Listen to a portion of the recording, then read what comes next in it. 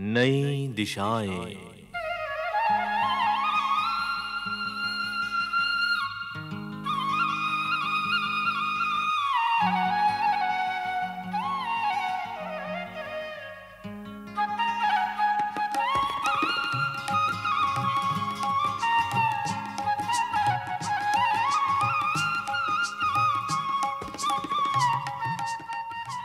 राष्ट्रीय शैक्षिक अनुसंधान एवं प्रशिक्षण परिषद के केंद्रीय शैक्षिक प्रौद्योगिकी संस्थान के रेडियो प्रभाग द्वारा प्रस्तुत है लिंग भेद के अंतर के कारण पैदा हुई सामाजिक समस्याओं पर आधारित इस श्रृंखला के अंतर्गत कार्यक्रम ज्योतिबा फुले।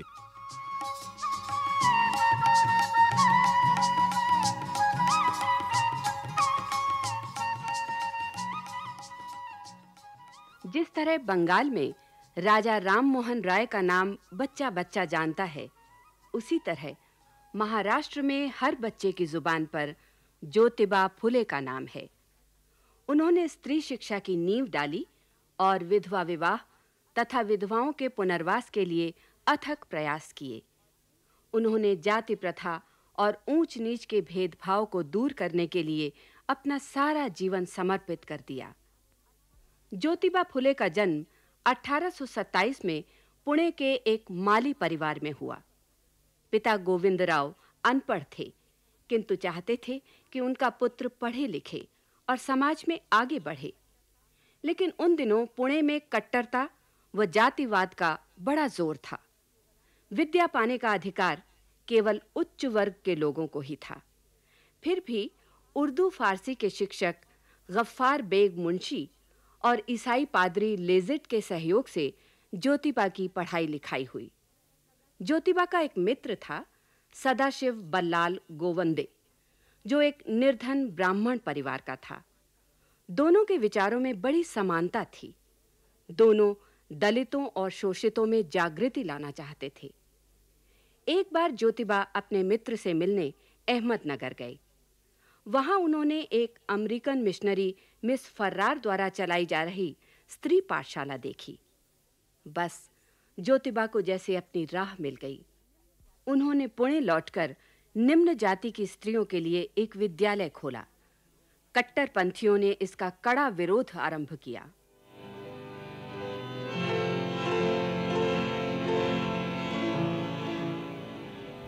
अरुणा साहब, कुछ सुना आपने? क्या? गोविंदराव के पुत्र ज्योति ने स्त्रियों की एक पाठशाला खोली है।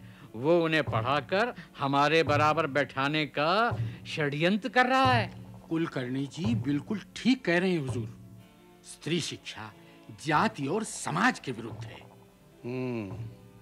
शिवराम जी जी, क्या बहुत सी स्त्रियां जाने लगी हैं उसकी पाठशाला में?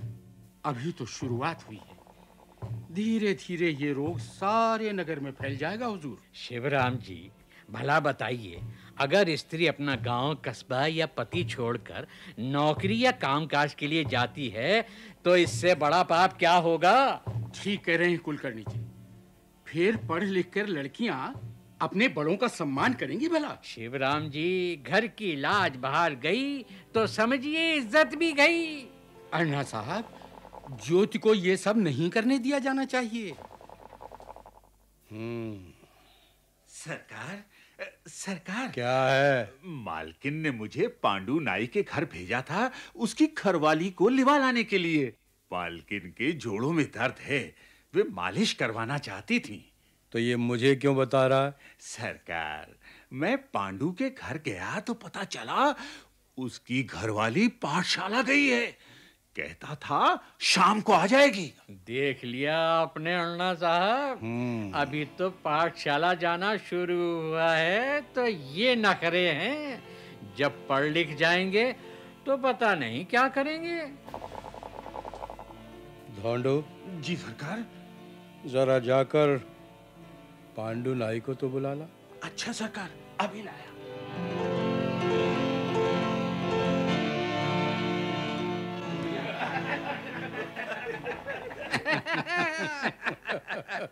लीजिए, अब स्त्रियां भी पाठशाला जाएंगी। कलयुग, घोर कलयुग। लीजिए अन्ना साहब, पांडु नाई आ गया। पाए लागू सरकार, मुझसे कोई खता हो गई हो तो माफ कर देना सरकार। कौन? पांडु? जी सरकार। अच्छा, तेरे घर में सब ठीक ठाक है?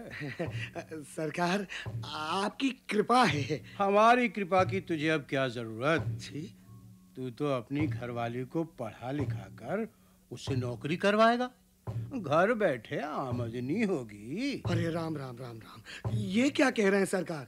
जोरू से नौकरी करवाऊंगा? अब जब उसे पढ़ा लिखा रहा है तो उसके पीछे कोई तो कारण होगा ही ना। वो तो सरकार, ज्योतिबा ने पाठशाला खोली है ना, हम गरीबों के लिए है, तो मैंने सोचा मेरी घरवाली भी नाम लिखना सीख जाए। अरे मूर्ख, तू ज्योति की चाल कहाँ समझेगा?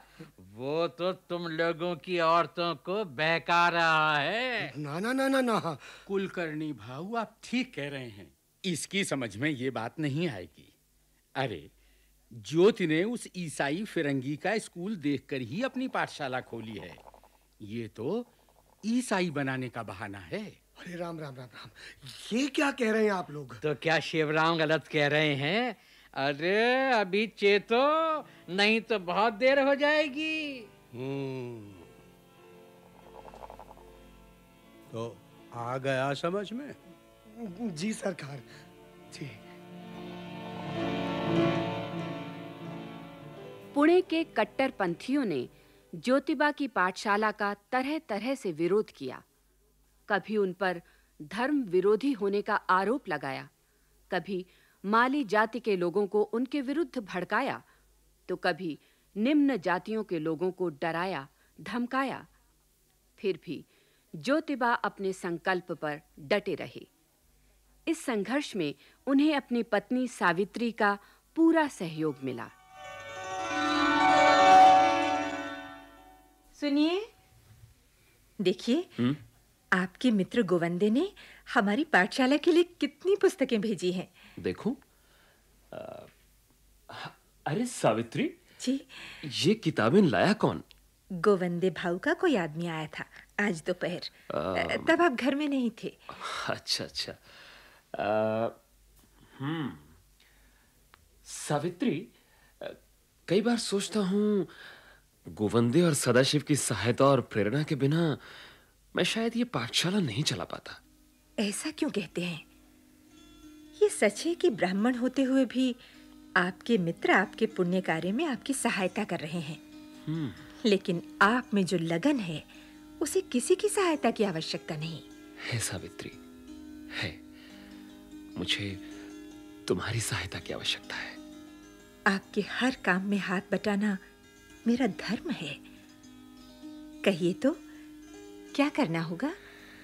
इतने दिन हो गए पाठशाला खुले, लेकिन मुझे कोई शिक्षिका नहीं मिल रही है।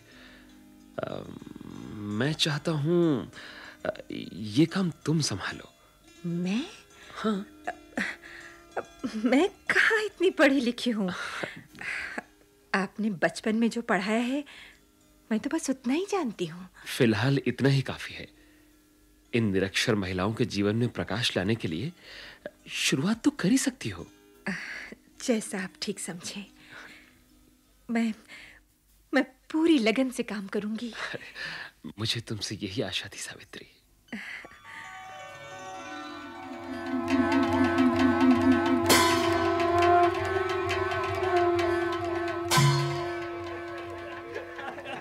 अरे देखो, ज्योति की घरवाली जा रही है। अरे अब वो घरवाली कहाँ रही? अच्छा, घर से बाहर आ गई।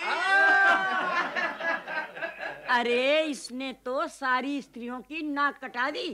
कहती है पढ़ाई लिखाई से स्त्रियों का उद्धार होगा।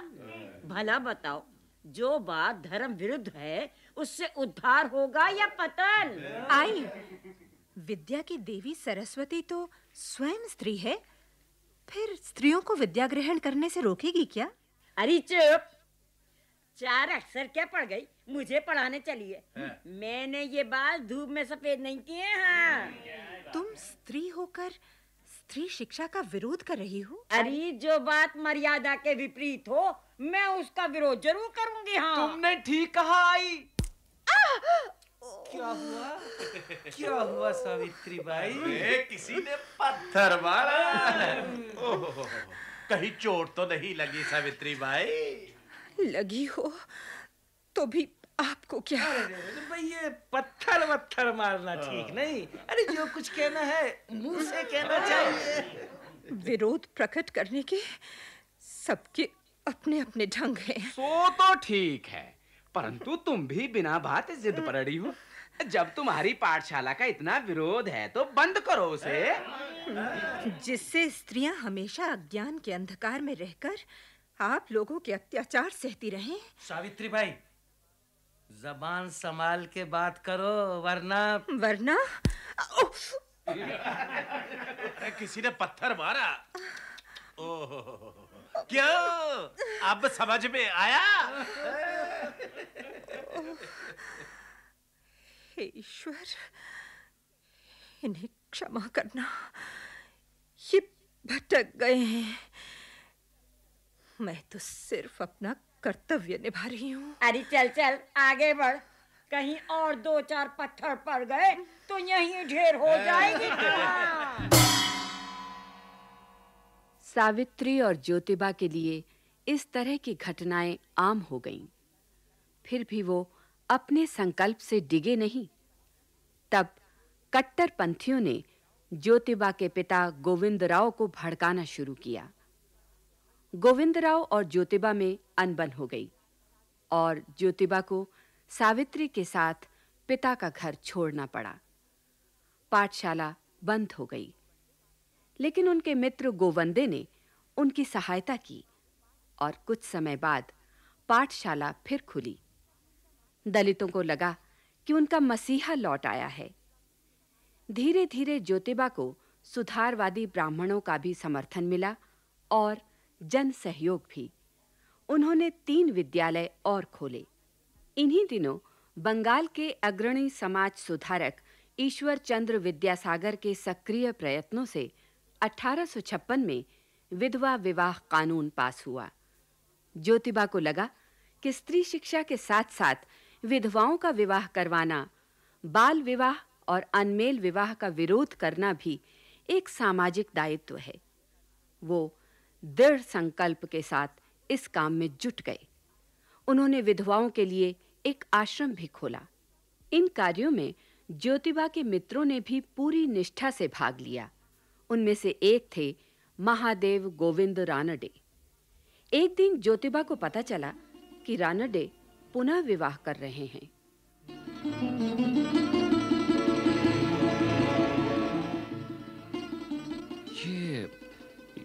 ये मैं क्या सुन रहा हूं महादेव? क्या बात है ज्योति? तुम विवाह कर रहे हो? हाँ, मेरी पत्नी की मृत्यु को बहुत दिन हो गए हैं। पिताजी कहते हैं। सो तो ठीक है, लेकिन मैंने सुना है तुम 11 वर्ष की बालिका से विवाह कर रहे हो। अब क्या करूं? लड़की के परिवार वाले पिताजी के सिर हो गए हैं। लेकिन तुम्हारे विवेक को क्या हुआ? तुमने कितने ही विधवा विवाह करवाए हैं। क्या तुम भी किसी विधवा स्त्री से विवाह नहीं कर सकते थे? क्या कहते हो ज्योति? पिताजी के रहते क्या ये संभव है? ये दोहरे मापदंड मुझे पसंद नहीं। कहते कुछ हो और करते कुछ और हो। सच, आज तुमने मुझे बड़ी पीड़ा पहुंचाई। बड़ी पीड़ा पहुंचाई है तुमने। ज्योति, ज्योति।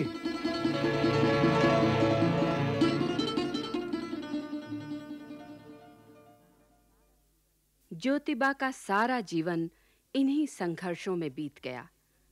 कभी उन्हें प्रकाश की किरण दिखाई देने लगती और कभी उन्हें लगता जैसे सवेरा बहुत दूर है। कट्टरपंथियों को ज्योतिबा के ये क्रांतिकारी कार्य बहुत चुभते। एक रात रोड़े और ढोंडीराम नाम के 2 व्यक्तियों को उनकी हत्या करने के लिए भेजा गया।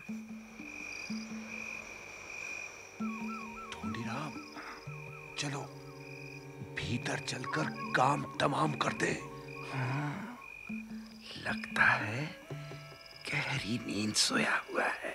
आओ चलो चलो। आओ भाई, आ जाओ। अरे ये तो जागा हुआ है। अरे मैं तो जागा हुआ हूं, लेकिन तुम लोग कब जागोगे? क्या मतलब? अरे रूढ़िवादियों ने मुझे और मेरी स्त्री को किस किस तरह से सताया है, ये बात छिपी नहीं है। फिर भी तुम लोग उनकी बातों में आकर मेरी हत्या करने चले आए। ज्योतिबा वो ये भी नहीं सोचा मेरा संघर्ष तुम ही लोगों के लिए है? फिर भी यदि मुझे मारकर तुम्हें शांति मिले तो उठाओ तलवार, उठाओ। नहीं ज्योतिबा, ज्योतिबा हमें माफ कर दो ज्योतिबा। हाँ ज्योतिबा, हम उन लोगों के बहकावे में आ गए थे। आज से आप हमारे गुरु हैं। हाँ। आप जो कहेंगे हम वही करेंगे। हाँ, वही करेंगे। अच्छा तो कल से पाठशाला में पढ़ने आओ। तभी तुम्हारी आंखें खुलेंगी। हाँ ज्योतिबा, तभी खुलेंगी। ज्योतिबा ऐसे खरे व्यक्तित्व वाले महापुरुष थे जिन्होंने समाज में फैली बुराइयों को दूर करने के लिए अपना सारा जीवन समर्पित कर दिया। ज्योतिबा दलित क्रांति और सामाजिक सुधारों की वजह से मसीहा बन चुके थे। 1888 में उनका सार्वजनिक अभिनंदन किया गया। उन्हें दलितों का मुक्तिदाता, स्त्री शिक्षा का जनक और नए भारत का निर्माता कहा गया। बाद में हमारे संविधान निर्माता डॉक्टर अंबेडकर ने ज्योतिबा को अपना गुरु बताया।